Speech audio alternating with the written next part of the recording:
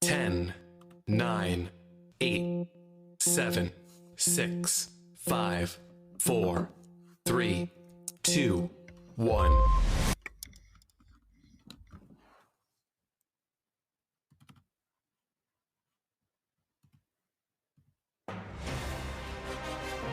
This is Teachers Talk Radio, and you are listening live.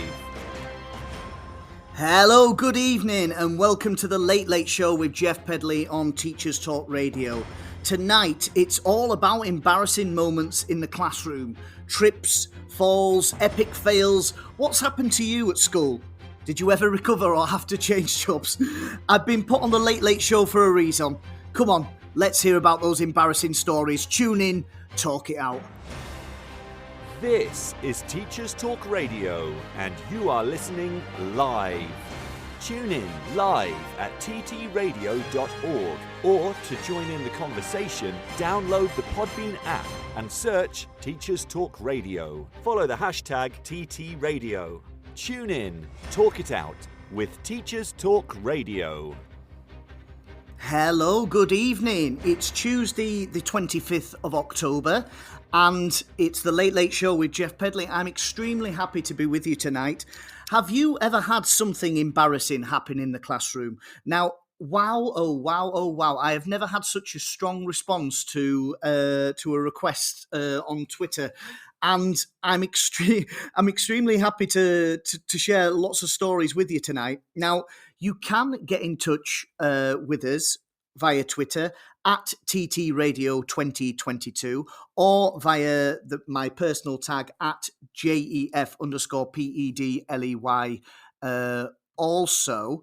Now, I think in total I've probably had about, I don't know, 70 or so responses to this, 70 different responses throughout this. So I'm extremely excited to be sharing some of these with you tonight. Now, I'm also going to be joined very soon by James Swann, who is going to be my guest teacher tonight. He's going to help me judge how embarrassing these moments are, and hopefully he'll be able to come into the studio very, very shortly. But before then, and James, it's not allowing me to come into the studio for some reason. I would just like to, just share a little bit about my week, and I'm very. It's very interesting for me that I'm still not on half term yet. I have. I'm coming into week 9 now of my term, and have to say I'm extremely jealous with people who I've seen who have not only on half term now, but who have had their half term and indeed are back at school now. Not that I'm jealous that you're back at school. It's been a long old term. I think it's because I'm with the European system. That's why it takes a little bit longer. However, on the plus side, I guess when I've got my week off next week and then I come back, I think I've only got 4.5 weeks before Christmas. So it's swings and roundabouts. But if you're having a lovely half term, I'd love to hear from you as well. But anyway, without further ado, let's get on with tonight's topic. So, and let's see if James is with us. James, can you hear me?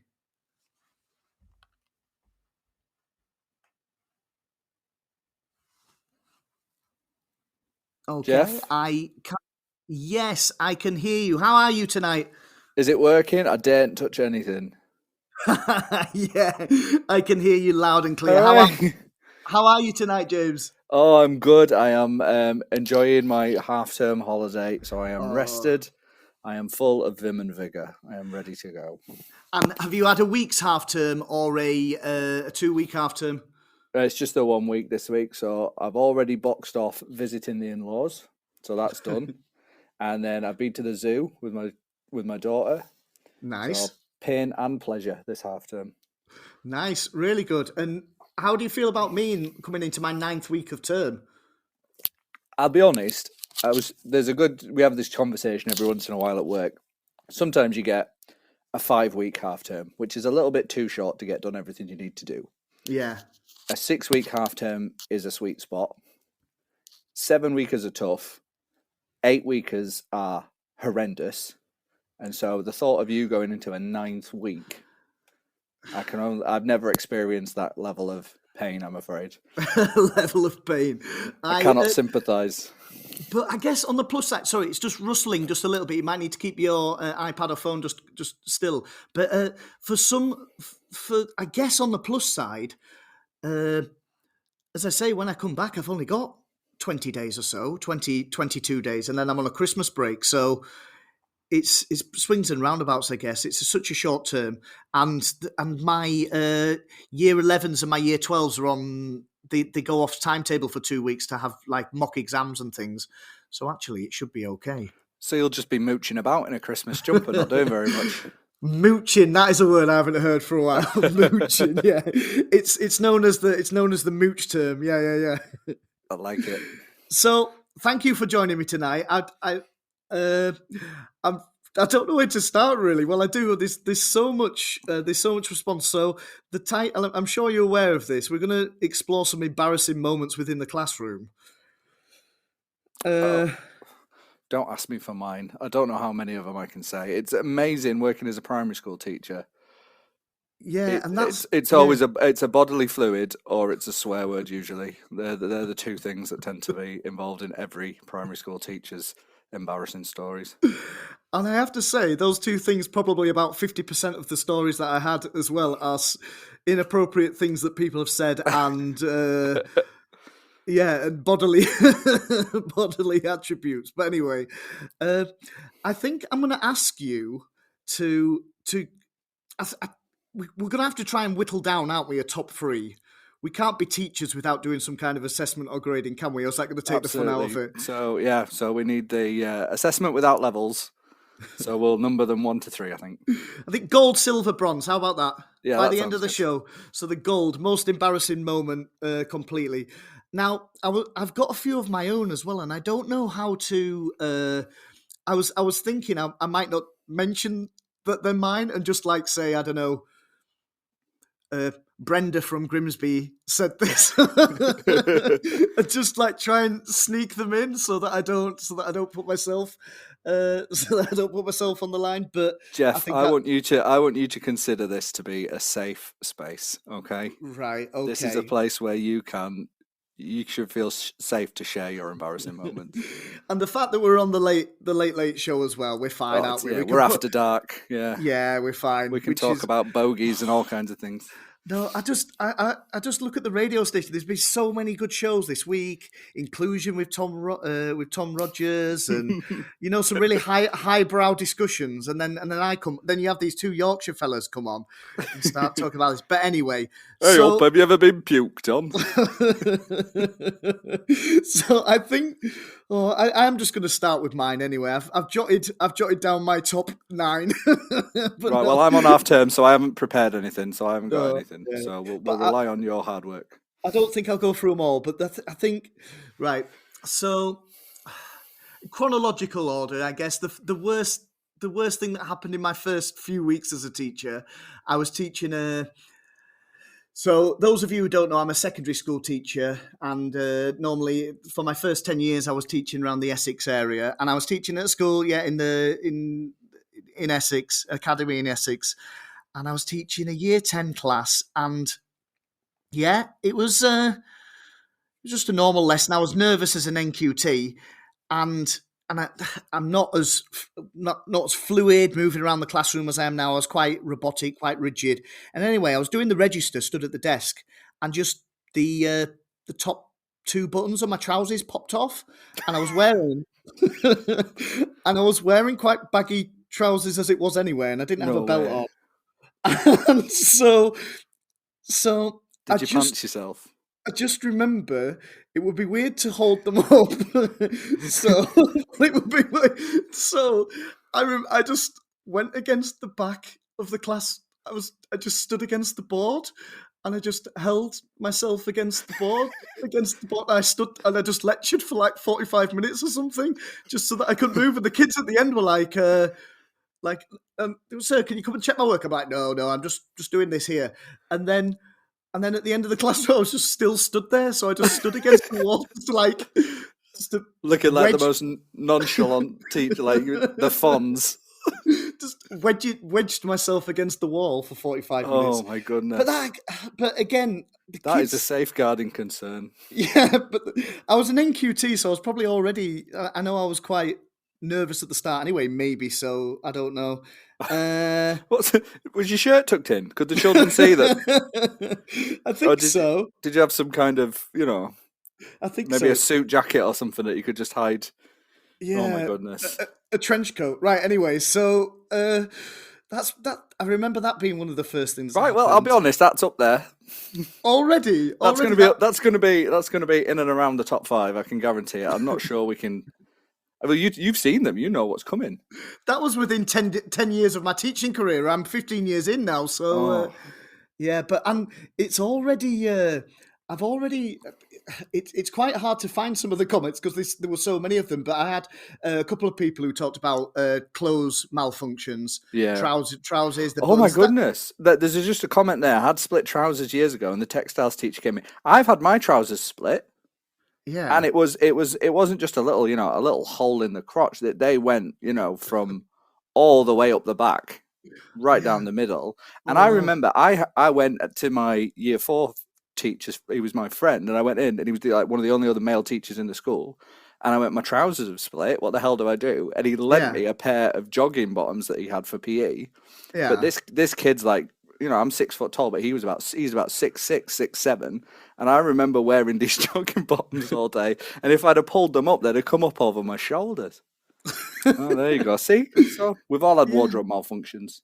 Yeah, and I guess they're not too bad. Sweat patches, yeah, who cares really? Well, yeah, that's just, unfortunately, that's an occupational hazard, I think. Yeah, no care. I don't really care too much about that. Try not to point at anything above waist height after 2 p.m. We had a text in from Lindsay Gledhill who said, "I'll be careful with people's names, I guess," but this was on Twitter. This was public on Twitter. By the way, I had quite a few DMs as well of people who wanted to say anonymous. I'll read a few of those. We might have, we'll have to like Jane Doe them ones. People in quite high status jobs as well, who used to be teachers, who text in some things as well. Lindsay Gledhill said, another clothes malfunction, but no clothes related anyway, but to a student. My friend was telling a boy, my friend, yeah. Lots of these start with my friend. Yeah.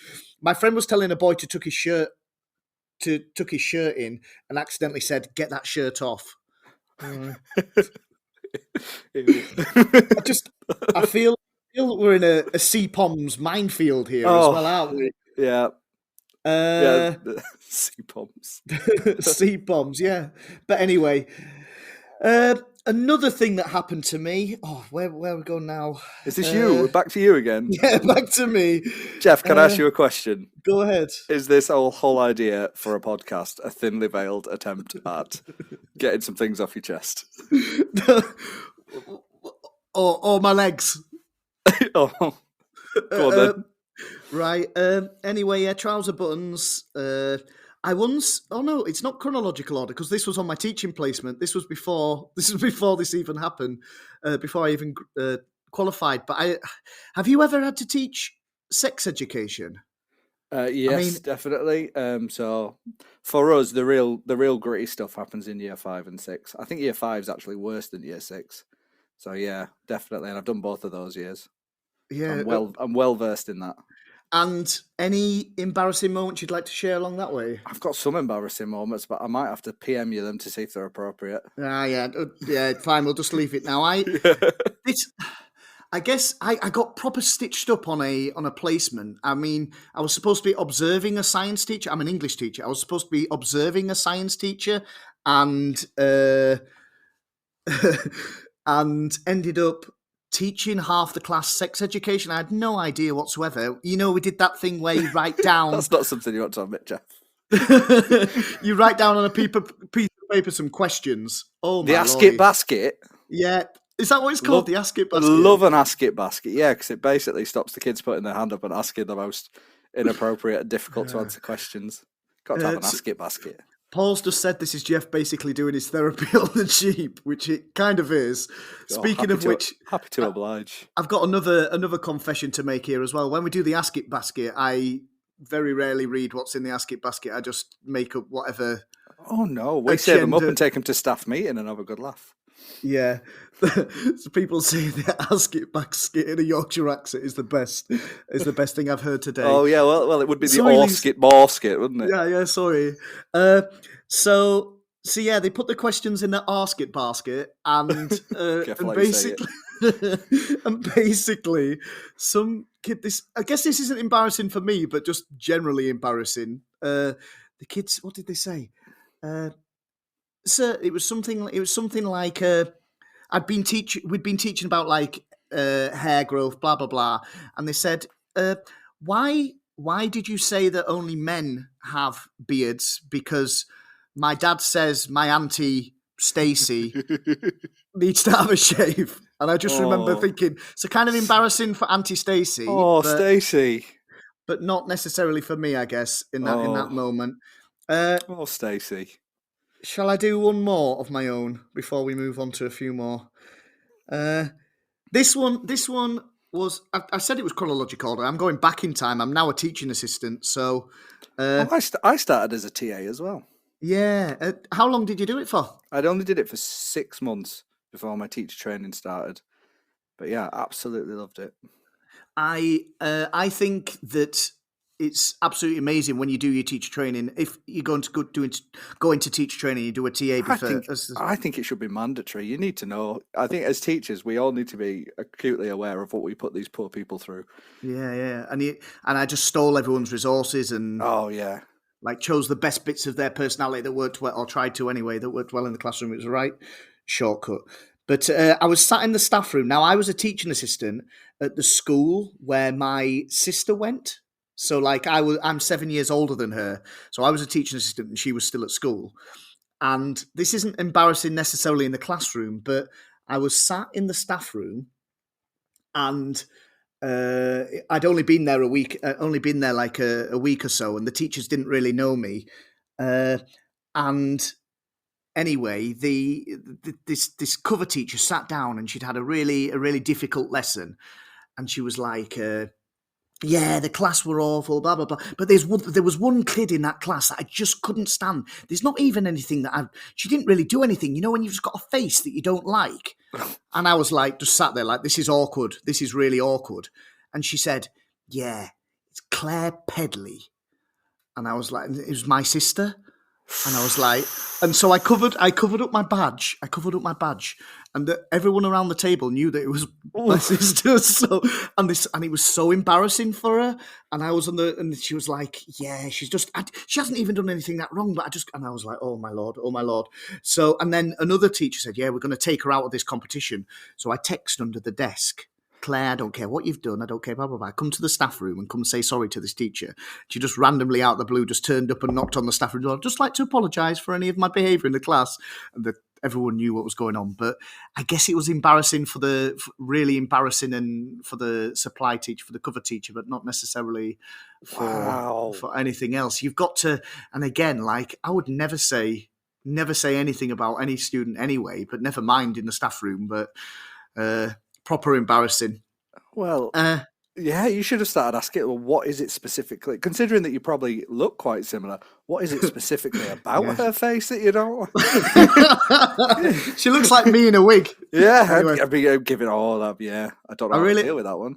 I really hope she's listening. Anyway, Paul has texted in through the Podbean app as well. Had to teach a PSHE lesson on masturbation to the entire of Year 9, assembly style. Ooh. Oh my lord! Year 9's a feral as well. That's the problem. Was it Year 9? Year 9, assembly style. That wasn't awkward at all.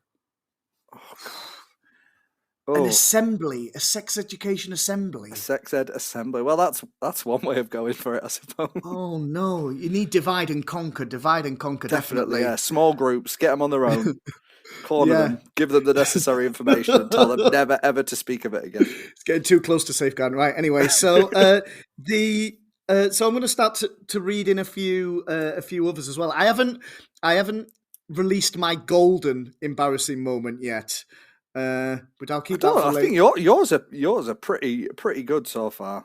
I feel bad for this supply teacher.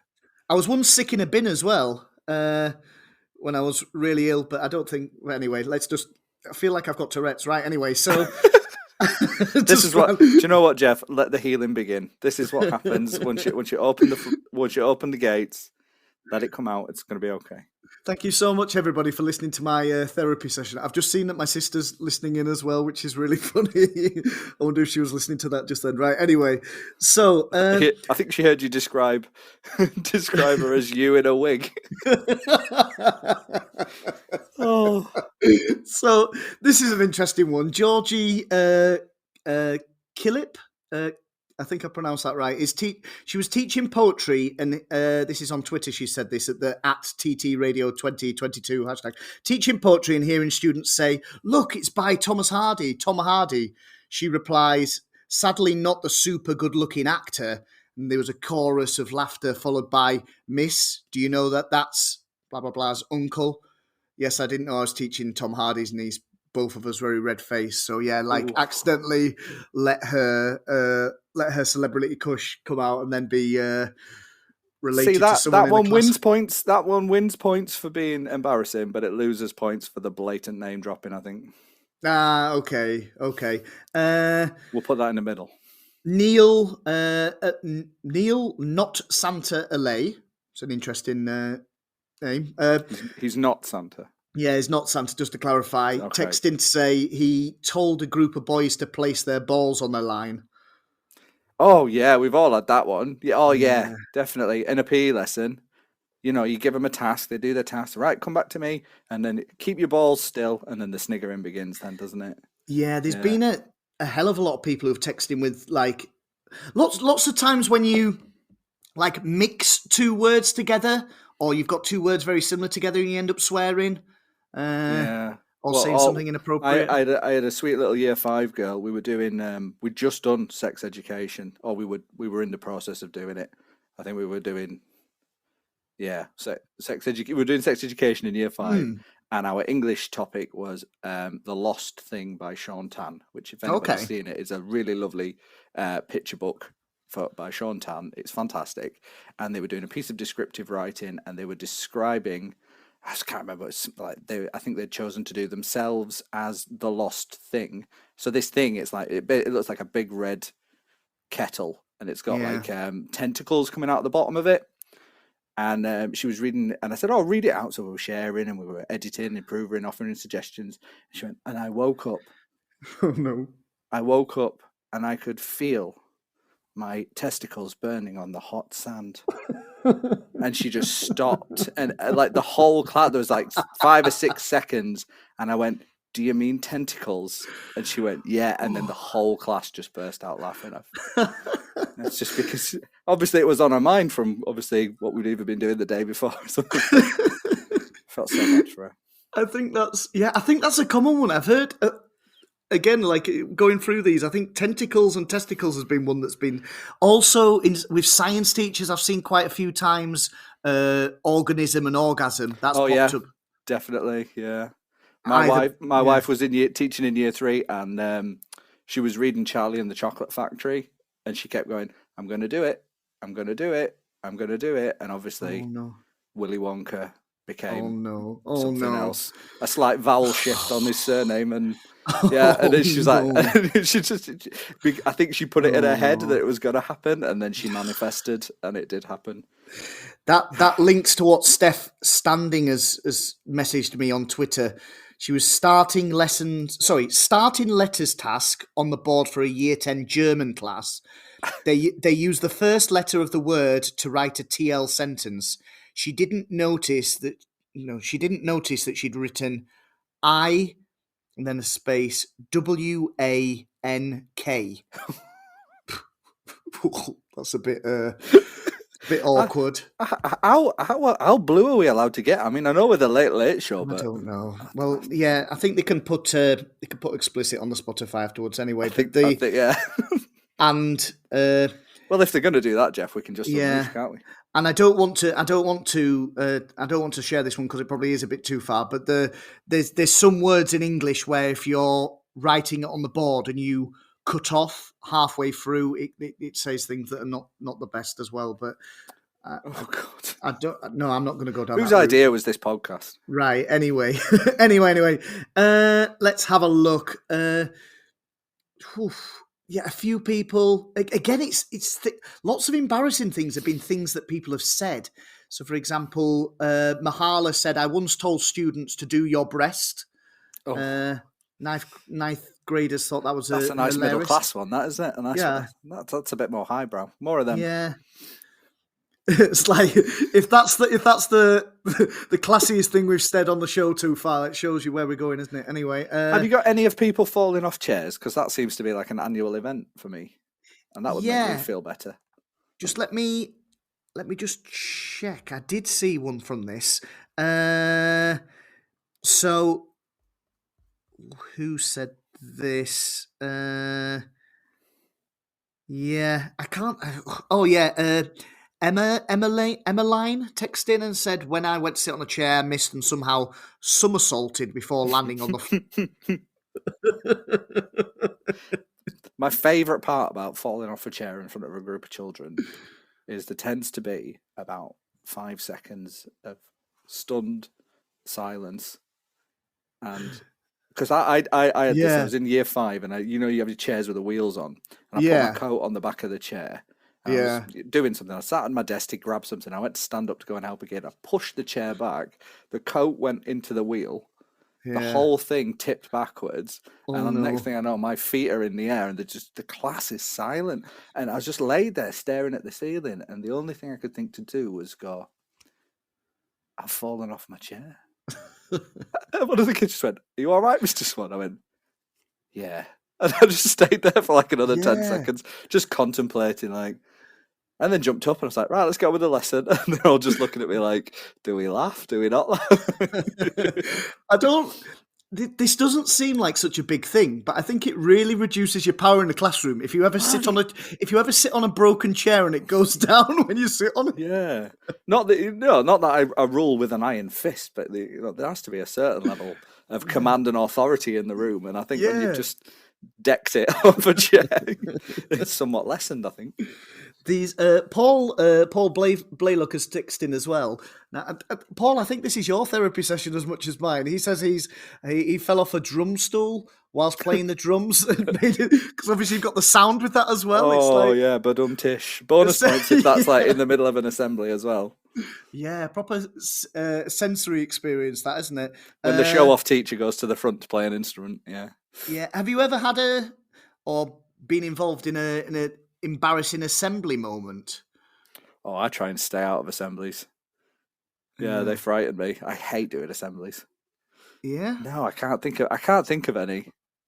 I love doing assemblies. I've loved doing assemblies. Oh, no. Yeah. And I was ahead a year for about 5 years or so before I came to Belgium. I love doing assemblies. Just used to put the Bradford Sector highlights on for them, and they.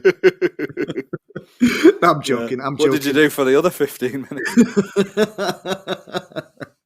Cheeky. Who do you support again, by the way? Barnsley Football Club. In fact, hang on. You talk for a minute. I need to see what the score is. We were losing 1-0 to Lincoln. That is embarrassment in the classroom right there. Just embarrassment, full stop, isn't it? Anyway. Well, you know as well as I do. It's how you're brought up, isn't it?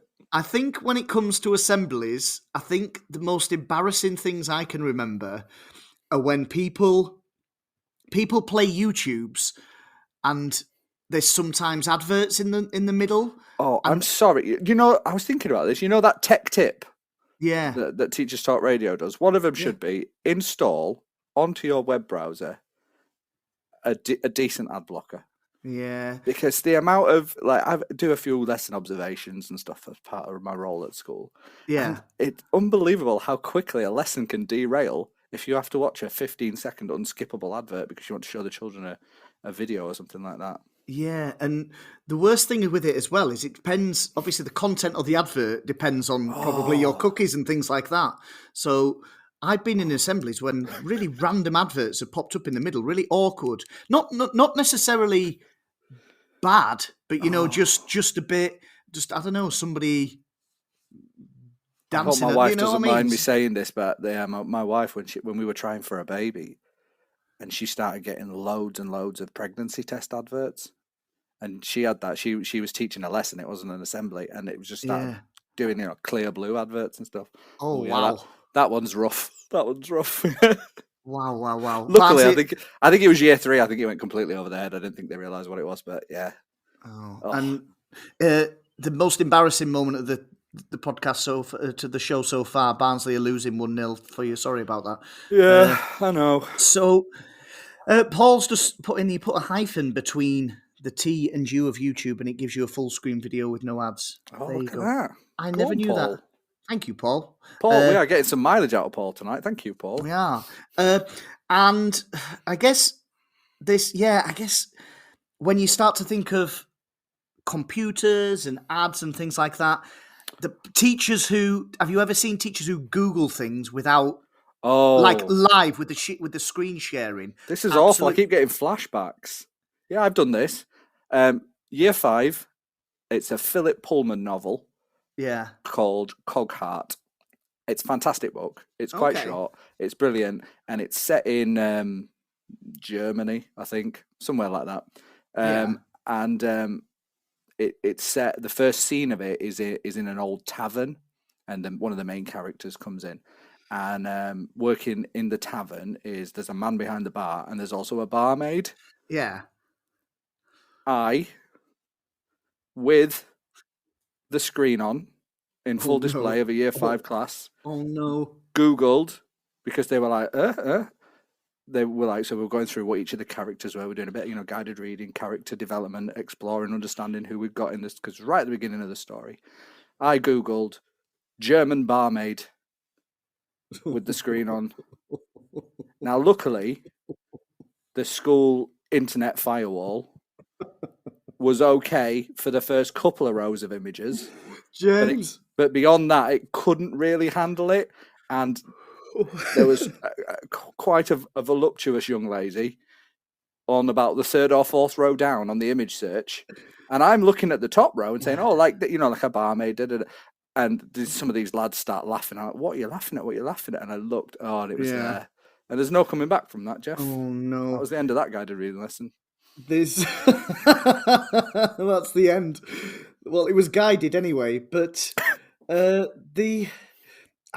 can't find it. As I say, we've had so many texts here. But Ian Morley said that he misread tentacles as testicles as also. Solidarity with that girl in Yeah. With the girl in it wasn't you that said it, was it? No, it wasn't me. There was.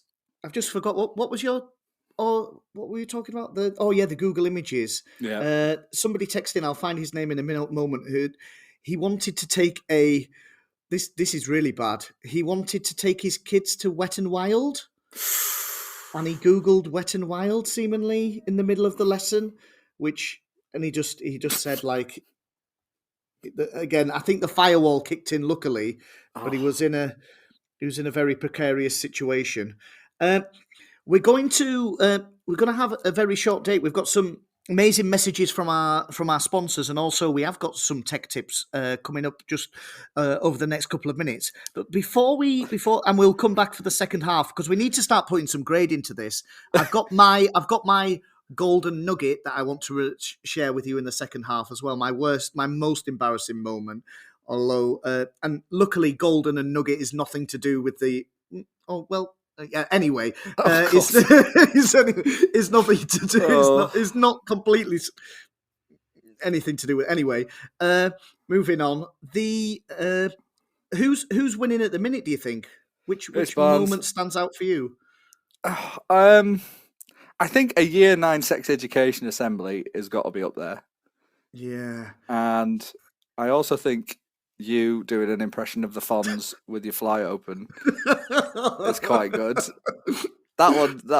Yeah.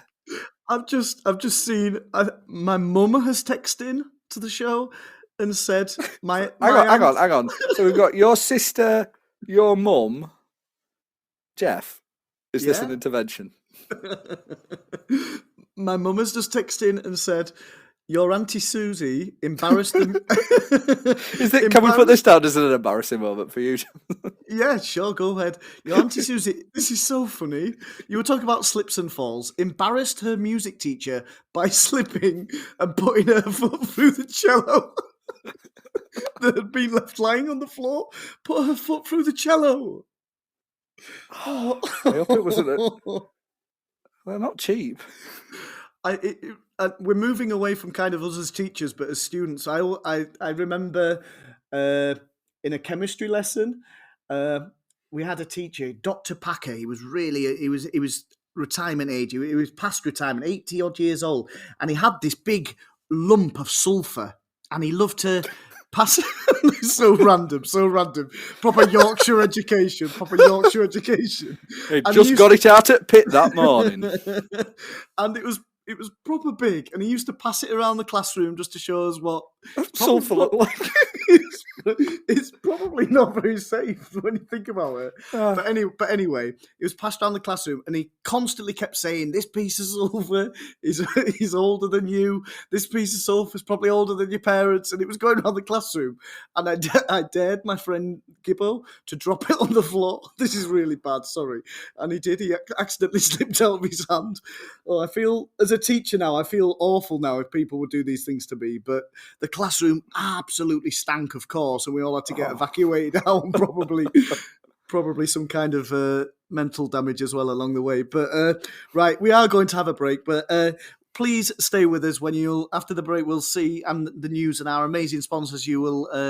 I will share with you my most embarrassing moment. And James Swann, our guest teacher today, is going to judge gold, silver, and bronze, the most embarrassing. Please keep texting in at. You can text in through the Podbean app live or through Twitter using the hashtag at TTRadio2022 or my personal hashtag at Jeff_Pedley. See you in a bit.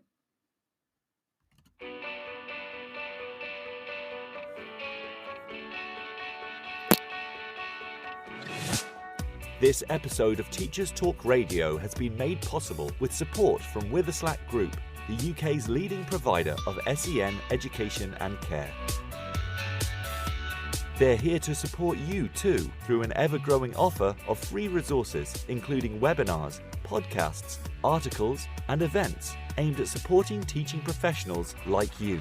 Visit their website at www.witherslackgroup.co.uk to find out more. If you're listening to this, then we know we share one thing in common: a passion for the type of outstanding education that every child deserves. That's what makes us the leading provider of specialist education and care. We need people like you to help us achieve even more. With us, you'll be given all the resources and support you need, offered a clear path to career progression, and be rewarded with some of the best salaries and benefits the industry has to offer. We are Witherslack Group. If you'd like to find out more, we'd love to hear from you. Visit www.witherslackgroup.co.uk/careers and be part of our future. This is Teachers Talk Radio, and this is Teachers Talk Radio News.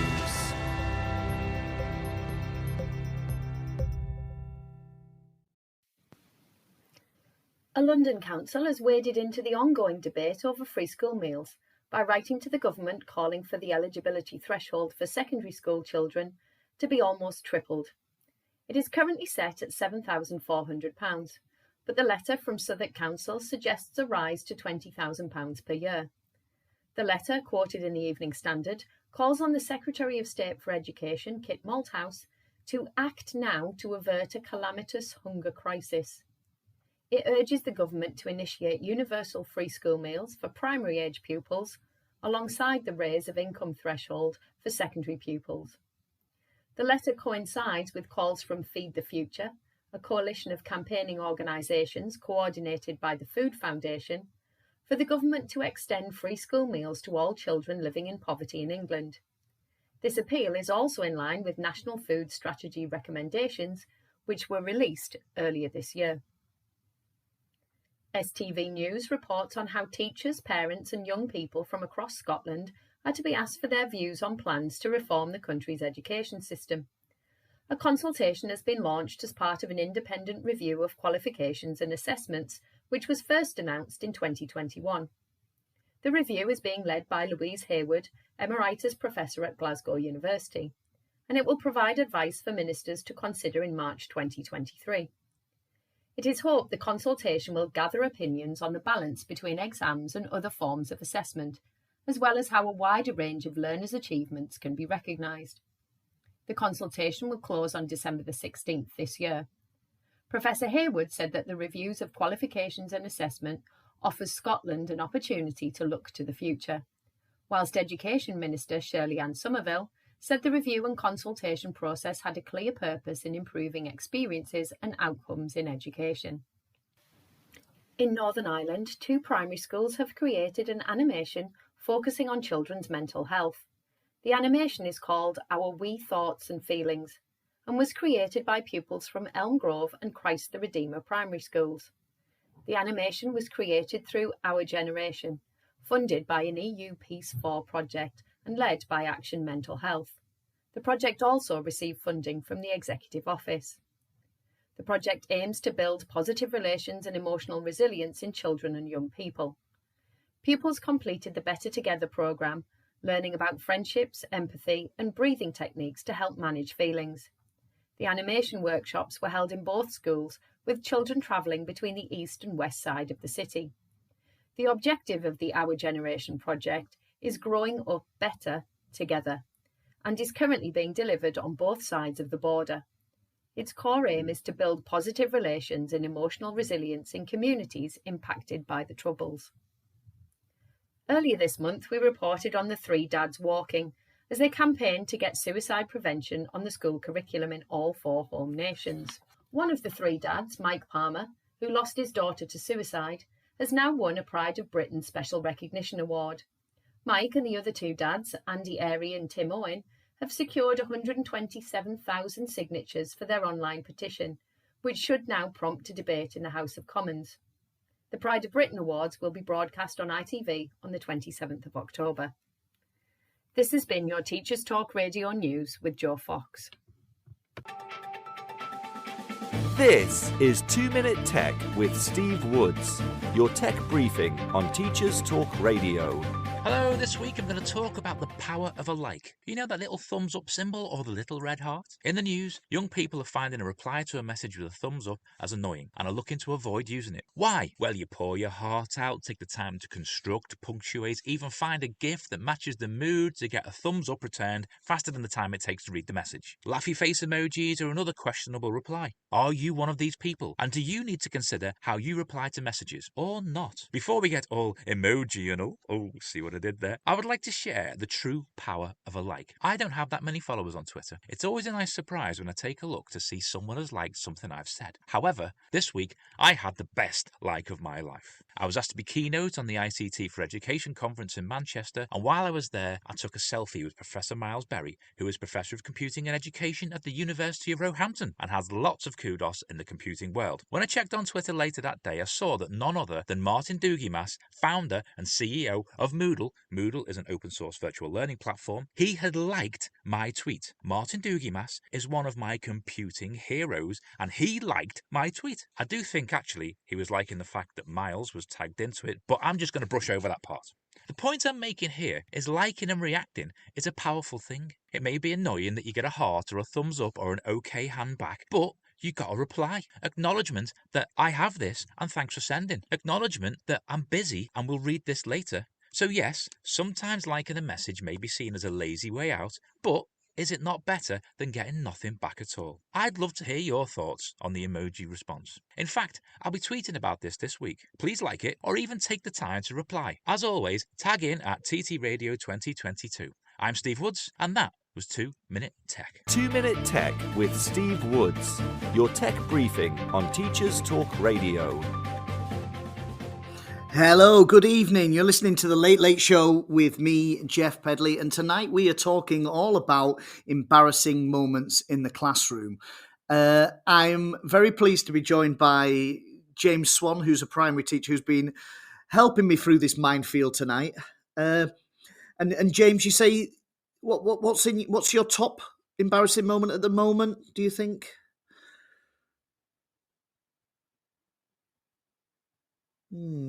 I can't hear you at the moment, but just while James reconnects in, I think I've just got a few. Just Hello? remember that you can. Hello, Hey. James. I can hear you now. Yeah, no problem. I can. You can text in to the show using the Podbean app live, or you can get in touch via Twitter at TT Radio 2022 or the hashtag at Jeff_Pedley, Pedley. You can and share your stories if you'd like. If you prefer to DM me, you can do, because I think that's what some people have done as well, and I won't read your name out if required. James, have you recovered? You had a few minutes to recover there. I have, yeah. I've been making some copious notes, Jeff, which I'll be sharing with the doctors who are going to take care of you. Thank you so much. And I want to share a few more of what people have texted in, because people have been texting in even when the news was on there. We had. Oh, I keep saying I can read them, but maybe I'll just skip a couple of these. Becky George, I think she texted 3 times in. She said She's got a lot to get off her chest. So she had a really difficult year 10 class who didn't listen to or follow instructions. She told them a million times what page to turn to and to complete exercise 4Q. When they still weren't doing it, as I asked, I found myself stood at the front just shouting 4Q, 4Q over and over again. I believe the year 10s fully knew what they were doing there. Yeah. It does seem this. It is saying things and swearing by accident happens so often. There was a geography teacher. If I can find this a second, Darren Gray texted in. He said, "This is awful. I might not say what fully, but maybe if you can work it out. Every year as a geography teacher, I teach about volcanoes. I want to say gas and air. Gas. And I'm going to say accidentally myself anyway. Right, slow down, Jeff. I want to say gas and ash. You can see that there's a little bit of a tongue twister there when talking about eruptions. However... I've just got that one. Oh no! I'm not going to read. I'm not going to read that one out. But you can work it out yourself. I think that is. I've said minefield quite a few times tonight, but that is a minefield. Teaching about eruptions with gas and ash. Oh, that that is teaching on a knife edge. That is, isn't it? I would just. I love it. There must be some synonyms you can use for that. Definitely. Oh no! There was that one. A music teacher was trying to spell cacophony, and then Jules C said she was thinking out loud, and she said, "Is it phony or fanny?" That's primary school level. I'm not bothered by that. Don't be that. That can't be primary school level because there's no way I can spell cacophony. Oh no. But they're already on Twitter anyway. Georgia Ann Essex has texted in saying, after telling class to go back to the seats, a year 10 gave me the 1 more minute signal. Instead of saying, don't wave your finger at me, I said, don't give me. A piece of me died. Jeff, do you know what? I'm going to take solace in that the people who are listening to this live are quite possibly the only people who are ever going to hear this. Yeah. And then, right, anyway, yeah. But they're all on Twitter. You can see them yourself as well. If you ever want to feel better about yourself. Oh my Lord. I'm just looking for, right, anyway, let's stop those. So I think, things that you say seem to come out a lot. We had one of our Teachers Talk Radio favourite presenters text in saying that something happened to her. Just let me find this as well. I think it was... let me see. Sorry for the delay here. Yeah, Emma Williams text in. I like this one. This is almost cartoon style. She said, I genuinely slipped on a banana skin in front of most of year 11. All the cartoons are right. You escaped for at least a couple of meters. Have you ever slipped on a banana skin, James? I have actually, yeah. That's really? I didn't laugh. That's a serious issue, actually. Are they as slippy as cartoons make out? Not all of them, but occasionally you will get one. I think the key is a little bit of banana needs to be left behind, hidden inside the skin. But yeah, no, I've slipped on a banana skin. Right. Not for a couple of meters though, in front of year 10. Do you know what I have once In the slipped on privacy of my own home. in the dining room? In the privacy of your own home. Do you know what I once slipped on in the dining room? I think I'm past 10 instants now. A grape.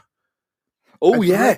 Grapes Grapes are are killers. lethal. They're lethal. Grapes are killers. They're so small and inconspicuous, but I tell you can go a good 10 meters on them. That's the solution to the fuel crisis. Right, anyway. See, look, that's me European. I'm in meters now rather than yards. Meters. 2 years, Kilometers. 2 years in Brussels. Right, I think we're about right then for me to share my most embarrassing story, James, if you're okay with that. Which some people online have labelled the crowning jewel of this entire podcast. So it better be good. Let's set the scene. Let's just check that. So I was probably in my 8th or 9th year of teaching a few years ago, and I was a teacher trainer. It does need a little bit of context. This I was a mentor. Sorry, I was a mentor for somebody else in my English department. Yep. And she was having she was a new teacher from Ireland. She was having a few, not that it matters, she's from Ireland. She was having a few behaviour problems in the classroom. And I'd be on call, or I would go down and help her, or meant obviously different ways of supporting her. I didn't want to take over. I didn't want to dominate. Wanted to try and help her get control, get authority in this class. Anyway, at the end of one lesson, I said to her, you just need a seating plan. You don't have a seating plan here. The students are moving around in different lessons. It's the number one thing to get control quite quickly and authority, and to get a bit of structure to your lessons. Solid advice. I came back a week later, and the kids, and I was walking past the classroom, and it was hell again. And I went in. They all sat down, and again she didn't have a seating plan. So I put it more professionally, more formally. I said, by next week, this is going to be part of your structured advice, etc., on your paperwork. You need to have a seating plan and enforce it. I can help you enforcing it. Anyway.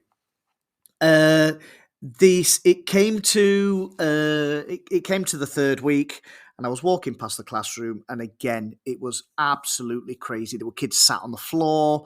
There were kids, etc. I think it was a year 8 English class, and I'd had a really difficult day as well. And I don't often give the hairdryer treatment, but it was just, and I wish I hadn't, but I did. Sometimes you do, don't you? And I went into the class. And I was probably a little bit of built up anger about the teacher as well, not following through these things, etc. but it was controlled anger. I wasn't, of course, I wasn't. Don't angry. backpedal now. Don't backpedal now. Come on, so you're there, red-faced, screaming, throwing things. I wasn't angry. It was just playing the act of being angry. So anyway, I gave this class the hairdryer treatment again.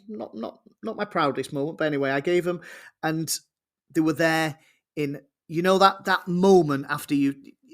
As I say, I'm not one of these teachers that subscribes to the "Don't smile before Christmas." I smile.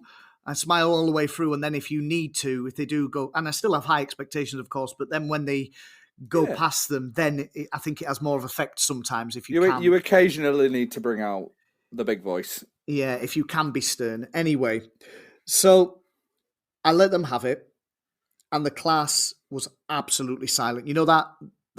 That time when you've really, really been stern with a class. Yeah. And you could hear a pin drop. Nobody was breathing. It was absolutely silent. And I just farted.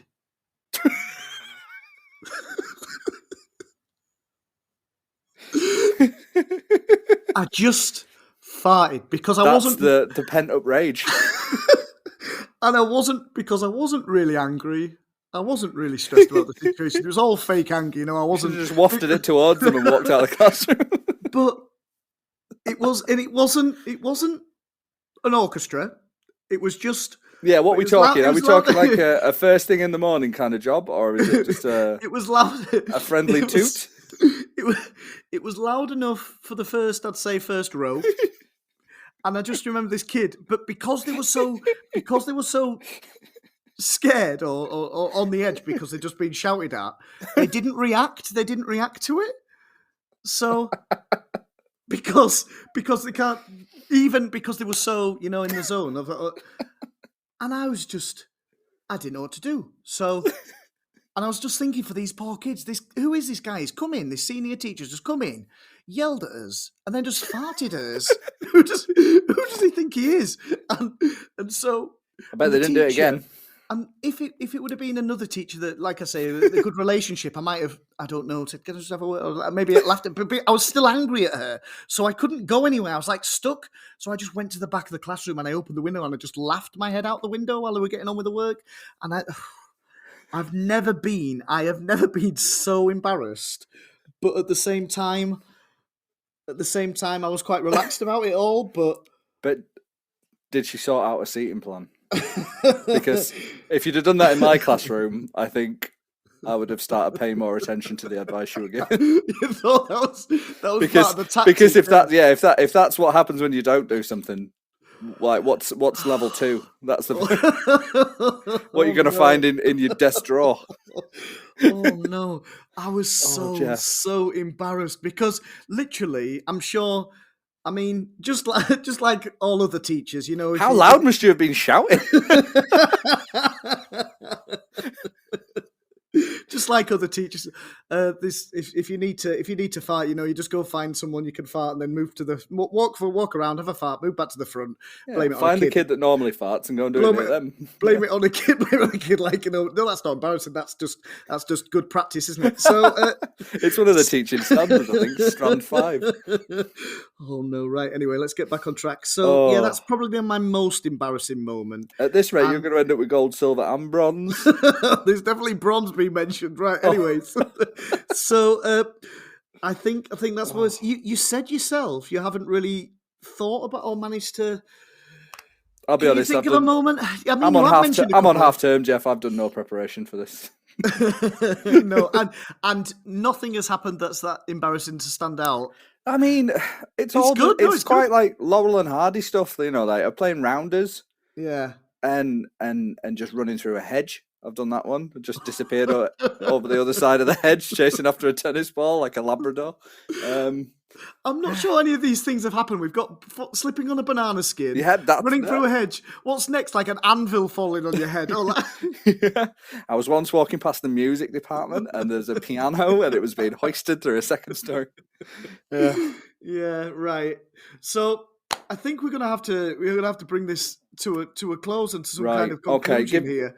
Give me a recap. What have we had? So we've got. What have we had? So we had a lot of Fonz. We've got the Fonz with his pants open.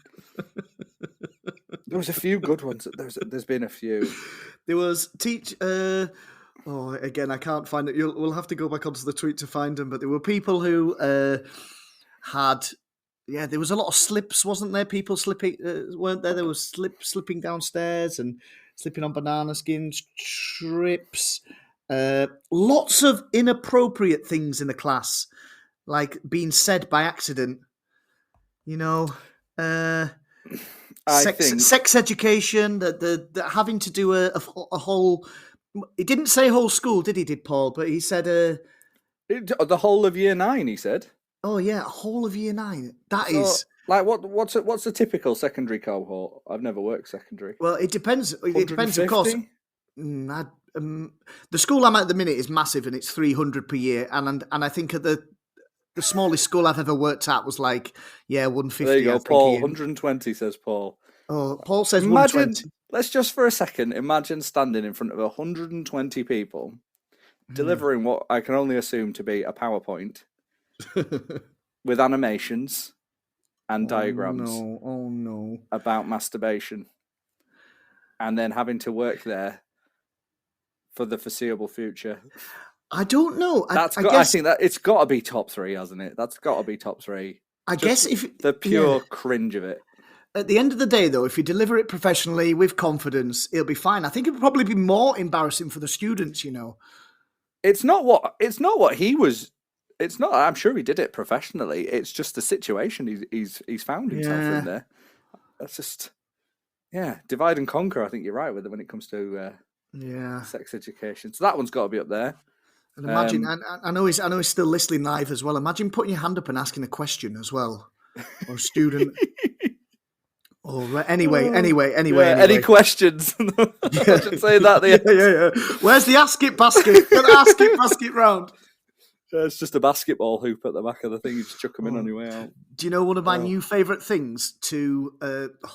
I'm not portraying myself as a very good teacher here. I am an established professional senior teacher. Don't worry, I'll provide my references before next show. But one of my favourite things to do to liven up CPD, when they do the anonymous... I love the anonymous, when they gather information, you could put something stupid. That's my favourite.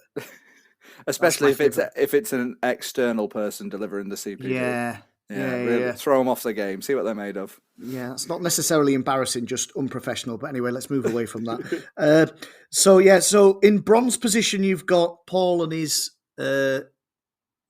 masturbation assembly. Yeah. Silver. Silver is going to be. Do we have Silver? I don't want to say it. The man who was talking about volcanoes. Oh yeah, Ash and Ash and no, don't do it. Yeah, it's hard to see. He needs to rewrite the scheme. That whole scheme needs to get rewritten to avoid those two things at the same time. He receives a silver award, although he said that he didn't actually say that he'd actually done it. I think he did. He did. Either way, he needs some form of recognition for that one. I think. And an added dimension to that is it was about eruptions as well, which obviously makes it extremely difficult. That one, definitely silver. And then gold, it's a straight up. It's either your angry fart or I wasn't angry. I was playing a role. But I think you shouted yourself into a frenzy is what happened, and you momentarily lost control. No, it's again, but not in a way that you would imagine. This show should be more highbrow, but I don't think it's scientifically impossible to fart when you're angry. Really? No, because surely you're tense. You're puckered. Yeah, I think it's got to be your. What do they call it when a teacher's in a bad mood? It's like a cloud in the classroom. I think your cloud in the classroom wins. I think it has to be that one. And the poor student teacher as well. That's what makes it. That's what makes it for me is that there's a student teacher there. Yeah. Who is supposed to be being supported through the hardest year of anybody's career. Well, she was supported. She was supported. Just I'm sure she was, but not perhaps in the way that she'd anticipated. So a few people have said that the Paula's texting, unfortunately, the angry fart has to win. I think it does. Somebody without a username has written angry fart. Good job your trousers were fastened. So good job it wasn't connected to the previous. We could have had You could have blown them clean off across the classroom. Yeah, that's a lesson on interruptions right there. So I think that's the order we're going. Right. Okay. Thank you. And I think. And my prize? You get to put that in your gold medal status in your Twitter bio. I think. Thank you. It's going on my LinkedIn. As does anybody in silver and bronze place as well. They get that needs to go in your Twitter bio, on your LinkedIn, and on any personal statements for any future job application. Thank you. I think this could easily be a series. We could have like the gold. It's like the Hunger Games, where you then have like a champion. All the gold winners can come in, and we have a final. But anyway, thank you so much for joining us tonight, James. No worries, mate. I've had a lovely time. We've overrun a little bit here. Thank you so much for your expert analysis. And bring in just a nice light-hearted topic. I'm not going to be here next week because I'm on half term myself, so I won't be here for a week or so. But do you not have to do it during your half terms? Do you not? No, it's we have a family wedding, so I have to. My mum's getting married, and I'm giving her away. Oh, that's cute. Yeah, that'll be nice. So I won't be here next week. I'll be in England, which is really nice. But thank you so much, James. And no probs. Anytime, my friend. Feel free to be my guest anytime. I really love hearing from you and it's nice to have the primary school dimension as well alongside me. Thank you so much. Yeah, we cover all bases. yeah, we do. Right. Anyway, I'll catch up with you soon. This week, please don't use this show as a barometer of the quality things that we have on Teachers Talk Radio. We have some amazing shows this week. We've got Holly King on Thursday morning at 11 o'clock doing with Phil Naylor, looking at his latest book. We've got Nathan on this week on Thursday as well at 6 o'clock, and Woody on the Spaces at 7:30 on Thursday. We've got Flora Cooper on Saturday morning at 11, looking at Andrew Morrish's book promo. And again, some really, just let me have a look at, got Christopher Vowles is on the Sunday Late Show, looking at higher education in prisons. And Brent Poland on Sunday as well, looking at education and industrial action with guest Kevin Courtney, who's the Joint General Secretary of the NEU as well. So a lot of amazing shows lined up this week. Thank you so much for tuning in, and I hope I haven't offended you too much. Have a lovely rest of half term if you haven't. A nice week if you are back without any stressful, embarrassing moments. And for those of us who are not on half term yet, I feel your pain, and we are nearly there. 3 more sleeps. Thank you so much for tuning in. I'll see you again in a couple of weeks' time on Tuesday Late Show. Bye-bye. Have a lovely evening, what's left of it. Bye-bye.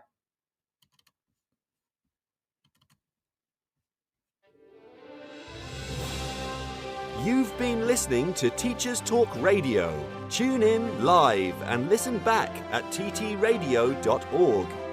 We look forward to hearing from you next time on Teachers Talk Radio.